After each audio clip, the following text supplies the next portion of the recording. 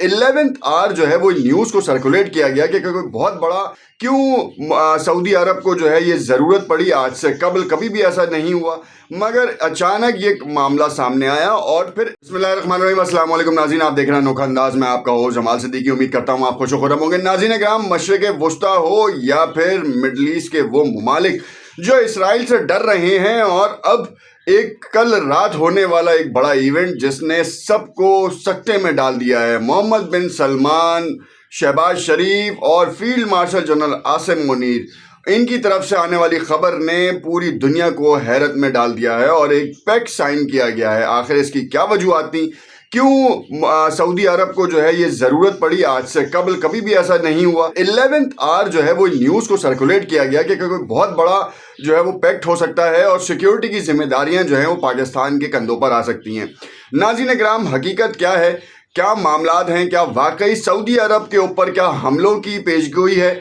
या फिर कुछ और मुक़द्दस मुकामात के ऊपर जो है वो तहफ़्फ़ुज़ात का इज़हार किया गया है या ख़तरों का इज़हार किया गया है। आखिर क्या वजूहत हैं, क्योंकि कल से सोशल मीडिया पे मुतादिद खबरें ऐसी ज़ेर गर्दिश हैं जिसकी वजह से मुसलमानों के लिए भी लम्हा फ़िक्रिया है और साथ में पूरी दुनिया के लोगों के लिए भी लम्हा फ़िक्रिया है। आखिर इन तमाम चीज़ों को तफसील से जानेंगे। उससे कबल आपसे इल्तमास करते हैं कि अगर चैनल को लाइक एंड सब्सक्राइब नहीं किया तो उसे लाइक एंड सब्सक्राइब कर लें। नाज़रीन, तफसील से बात करते हैं। मैं आपको बताता चलूँ कि जिस तरीके से इसराइल अपनी हटधर्मियाँ करता जा रहा है और साथ में मशरिक़ वुस्ता के लिए एक दहशत की अलामत बन गया है और उसको रोकने वाला कोई भी नहीं है। तमाम इस्लामी ममालिक को चीदा और बाकायदा तौर पर पिन पॉइंट करके जो है वो उनकी इमलाक को नुकसान पहुंचाया गया, उनकी इकोनॉमिक वैल्यूज़ को जो है वो हिट किया गया ताकि वो दोबारा खड़े ना हो सकें। आज आप हाल देख लें कि कितने ममालिक ऐसे हैं जो कि अब अपने पाँव पे खड़े नहीं हो सकते। उनकी आवाम जो है ना वो सिर्फ 2 वक्त की रोटियों पे मजबूर हो गई है।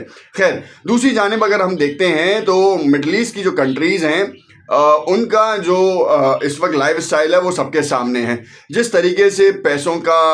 बेच बहा इजाफा उनकी दौलतों में हो रहा है और साथ में लाइफ स्टाइल जो है वो सबके लिए हैरान कुन भी है। और आपको बताता चलूँ कि इसराइल से बढ़ते ताल्लुकात भी जो है वो पूरी उम्मत मुस्लिमा के लिए लम्हा फ़िक्रिया भी थी और पूरी दुनिया के लिए भी थी कि आखिरकार इसराइल के साथ क्या मामलात हैं। फ़लस्तीन को वो जो है ना वो बेड़ा गर्क कर रहा है और यहाँ पर जो है ना वो कबूल किया जा रहा है उनको। इस्लामी ममालिक आज से 3 साल कबल जो है इस्लामी ममालिक ने उन्हें कबूल किया और ये वो इस्लामी ममालिक हैं जिनके बारे में ख्याल और तसव्वुर किया जाता था कि ये कभी भी फ़लस्तीन का सौदा नहीं करेंगे। खैर, मामला कुछ इस तरीके से हुआ कि जब देखा गया कि इसराइल तो बिल्कुल भी रुक नहीं रहा और कतर तक जो है ये बात पहुंच गई है कि कतर में जो सेफेस्ट सिटी कहला रहा है, सेफेस्ट कंट्री कहला रहा है बेसिकली, उसको हिट कर दिया। तो उसके बाद सऊदी अरब की भी आंखें थोड़ी सी खुली क्योंकि न्योम सिटी की वजह से मोहम्मद बिन सलमान और उनकी इंतज़ामिया जो है वो बहुत ज़्यादा इन्फ्लुएंस में थी, अमरीकी इन्फ्लुएंस में। मगर जब कतर पे हमला हुआ और उसके बाद उम्मत मुस्लिमा ने झंझोड़ना शुरू किया तो मोहम्मद बिन सलमान और उनकी जो शूरा है या उनकी तंजीम है, मतलब बेसिकली उनका जो पूरा नेटवर्क है, उन्होंने कहा कि अब हमें कोई सपोर्टिव लेवल चाहिए। अमेरिका के साथ तो उनकी साज़बाज़ पहले से थी, अब उन्होंने कहा कि किसी भी इस्लामी ममालिक में से कोई एक ऐसा है जो हमें जो है ना वो तक़वियत दे सके या हमें जो है ना सपोर्ट कर सके। तुर्की की तरफ देखा गया, उनको कोई खातिर ख्वाह जवाब नहीं मिल पाया। बाकी ममालिक की तरफ देखा गया, कोई भी ऐसी स्ट्रेंथ नहीं रखता जो सऊदी अरब को बैक करे। आखिरकार पाकिस्तान के कंधों पे ये जिम्मेदारी आई और पाकिस्तान को जो है वो जो है पुकारा गया और पाकिस्तान के फील्ड मार्शल और पाकिस्तान के वज़ीर आज़म ने लब्बैक कहा। इसमें कोई शक नहीं, इसमें कोई सियासत नहीं कि आप किसी पुराने साबिक वज़ीर आज़म के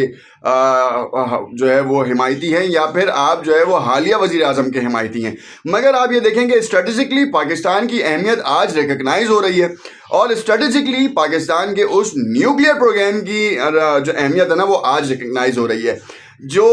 1998 में जो है वो जब सामने आया, मतलब उसका इजहार किया गया, उसका तजुर्बा किया गया, उसके बाद से शदीद माली परेशानियां हम पे आईं और हमें किसी 55 ममालिक में सिर्फ जो है ना वो भीख के तौर पे जो है ना वो हमें इमदाद दी गई और वो भी जो है वो कर्ज की सूरत में। हम मजबूर हुए, IMF की तरफ गए, मगर किसी भी इस्लामी ममालिक की जानिब से इस तरीके का کوئی نیٹ ورک نہیں دیا گیا، بلکہ چائنا نے ہمیں سپورٹ کیا، رشیا نے ہمیں سپورٹ کیا، ایون امریکہ کی طرف سے بہت سی تنظیموں کی طرف سے ایڈز آئیں، مگر اسلامی ممالک کی طرف سے جو آنا چاہیے تھا وہ نہیں آیا۔ کیوں؟ کیونکہ ان پہ جو انفلوئنس جن لوگوں کا تھا وہ کبھی چاہتے ہی نہیں تھے کہ اسلامی قوت جو ہے وہ ایک ہو اور اس پہ کام کیا جائے۔ میں آپ کو فیکٹس اینڈ فائنڈنگس کے اوپر بات کر رہا ہوں، اور اب اس وقت جو ہے پاکستان کا نیوکلیئر پروگرام جو ہے وہ اس کی طاقت بن گیا ہے پوری دنیا میں۔ پھر اس کی حالیہ جنگ جو اس وقت انڈیا سے ہوئی ہے اور جس بری طریقے سے شکست دی ہے، پھر اس کے بعد یہ کنٹینیوس واقعات ہیں، یہ آپ کے سامنے آئیں گے کہ یہ واقعات پاکستان کی ترقی اور پاکستان کی مضبوطی کی مثال ہیں۔ کوئی شک نہیں کہ آپ کی اسٹیبلشمنٹ، آپ کے اندرونی معاملات الگ ہیں، مگر اگر آپ بیرونی معاملات کو دیکھیں تو ایک ایسا فرنٹ ہے جو اتنا زیادہ اس نے جو ہے نا وہ اپنے آپ کو مضبوط کیا ہوا ہے کہ آج سعودی عرب نے 11th آور میں یہ ڈسکلوز کیا کہ اگر وہ جو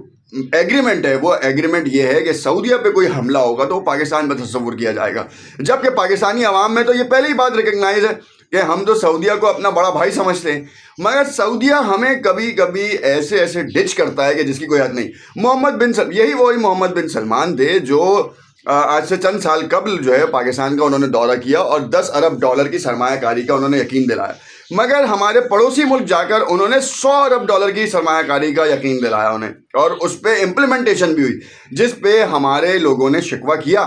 مگر بڑے بھائی کا بڑا کارنامہ تھا اس لیے خاموش رہے۔ مگر آج واقعی اللہ کی کرنی، اللہ کی لاٹھی بے آواز ہے اور واپس پلٹ کے آئی۔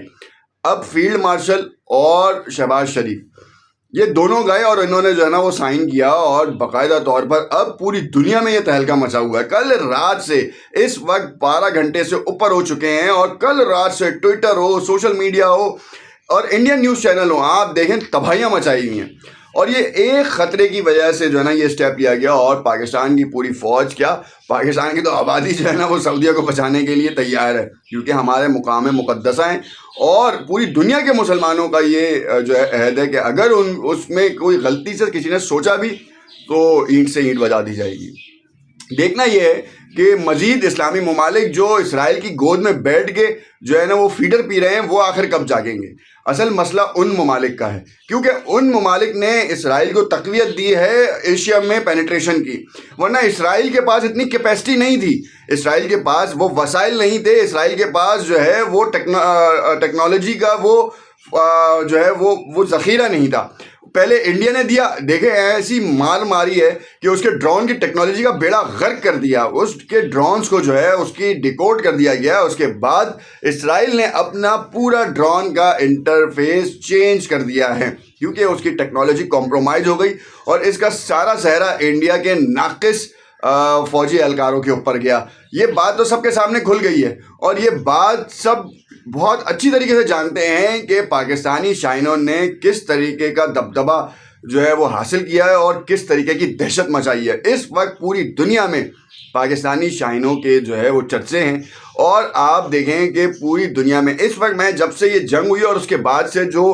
پینیٹریشن بتا رہا ہوں، یا کہہ لیں کہ ہائپ بتا رہا ہوں پاکستانی پائلٹس کی، لوکل پائلٹس بھی جو ہے نا وہ زیادہ ریکگنائز کیے جا رہے ہیں as compare to the other countries. تو اس وقت یہ معاہدہ بہت بہترین اسٹریٹجک موو کے طور پہ آیا ہے، اور پاکستان کے جو ذخائر ہیں وہ بھی اب آہستہ آہستہ بہت بہتری کی طرف آئیں گے، اور انویسٹمنٹ پرپزز جو ہے نا وہ بڑی اوپن ہوں گی، اور سعودیہ خود جو ہے وہ ایک بہت بڑا اعلان کرنے والا ہے۔